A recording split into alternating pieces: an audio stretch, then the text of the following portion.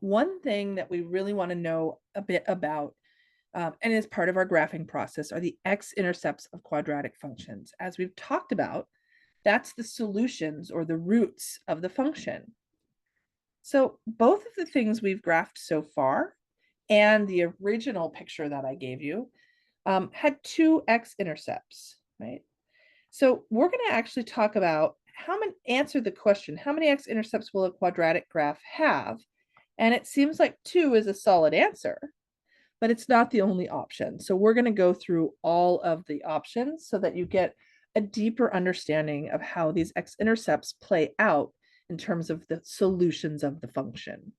Okay. So when you have two x-intercepts, okay, then that means, like, I'll just draw a quick picture. Okay. There's your two x-intercepts, right? And it means that you have two, oops, I don't need a comma here, distinct, which means different, right, roots of the function or solutions of the equation. And what that means, if you are using the formula, maybe you could have solved it a different way. You could have factored it or that kind of thing. But if you were using the formula, then I'm just going to write the formula down real fast. If you have two distinct roots, it means that this part of the formula gave you a positive number square root. So then you got negative b plus that and negative b minus that. And that's where your two roots came from. So what that means is this thing, the b squared minus 4ac, is a positive number. It is a positive number. So it has a square root. And that is what gives you these two distinct solutions. By the way, this thing is called the discriminant. And again, you don't have to know that, but you are going to get asked some questions in the homework about how does the equation or the discriminant tell you about the number of roots. So if the discriminant is greater than 0, then that means you have two distinct roots. And it could have been this way, right? Two distinct roots. All right, what's another option?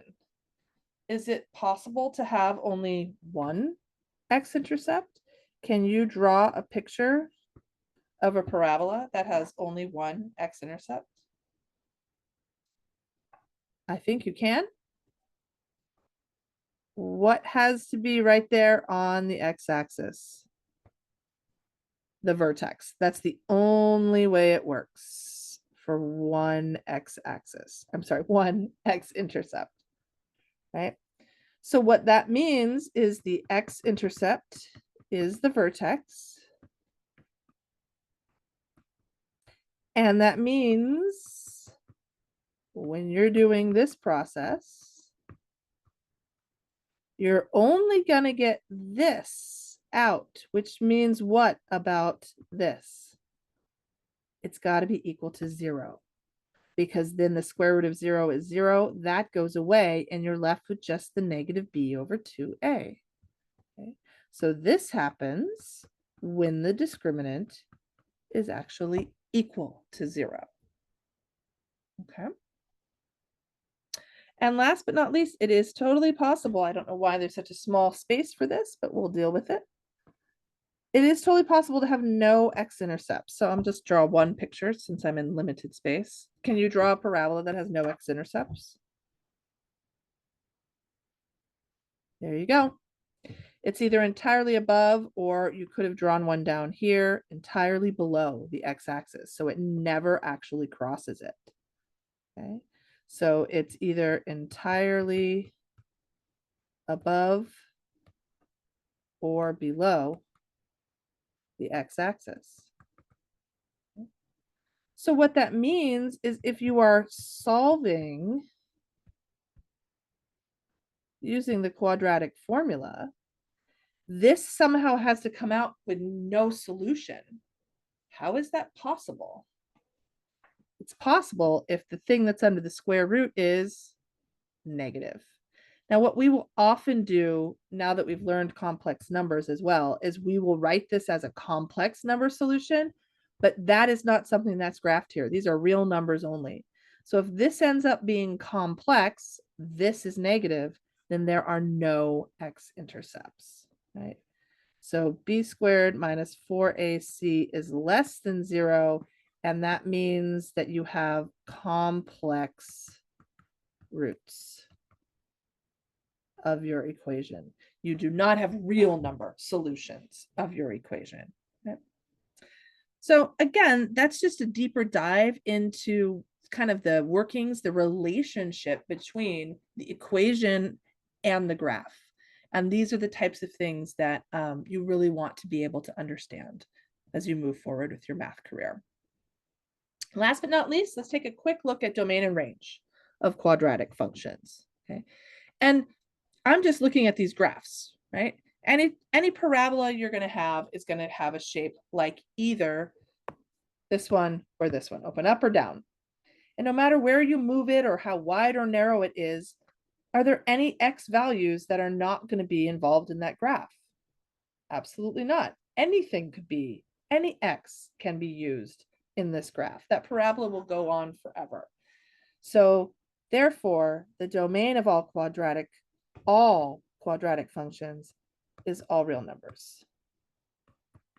You could write that as negative infinity to infinity if you like. Just like linear functions, all real numbers. There's no restrictions on what you can plug in. You're just squaring and multiplying and adding. So it's not like, oh, I could possibly divide by 0, right? There's no square rooting in the equation of a quadratic, so you don't have to worry about square rooting a negative. Now let's talk about range a little bit. I'm going to look, I'm going to have you look at each one of these equations and identify the range. What y values are you getting out? So in my first example, I do have this lowest point. The lowest y value is 1, and then all the other y values above that are going to be used. So its range would be 1 to infinity. Whereas on the next example, I have a top value. The highest y value I'm going to see is this y value of the vertex. And then every y value below that will be part of the graph. So its range would be negative infinity to 4.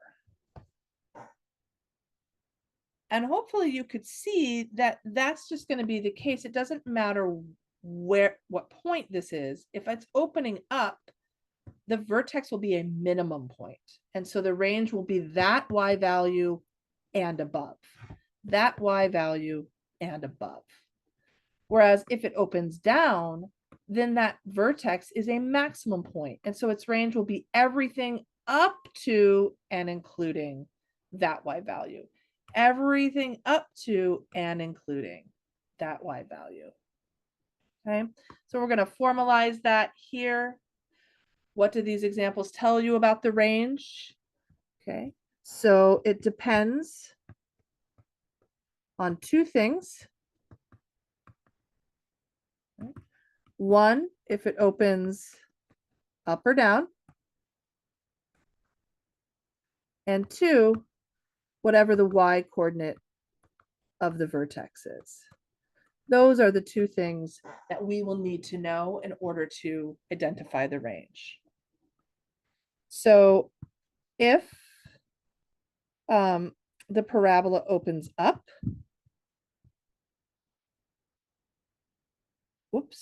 I'll say it this way, with vertex HK,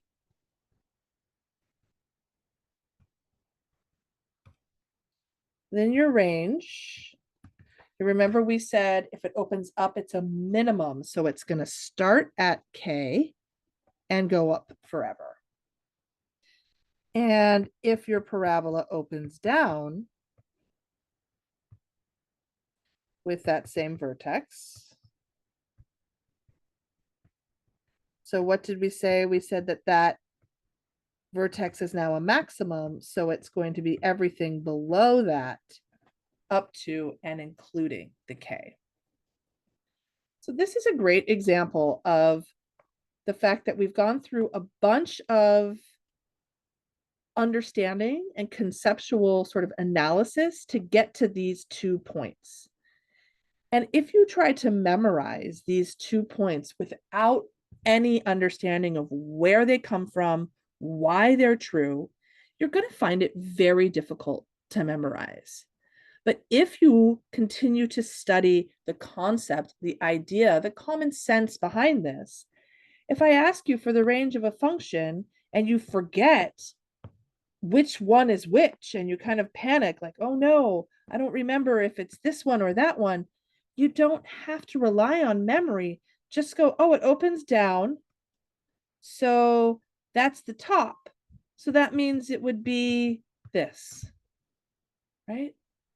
So it's so important that when you're learning math and studying math and practicing math, that you don't check common sense, logical reasoning behind why things are happening. You don't chuck that at the door.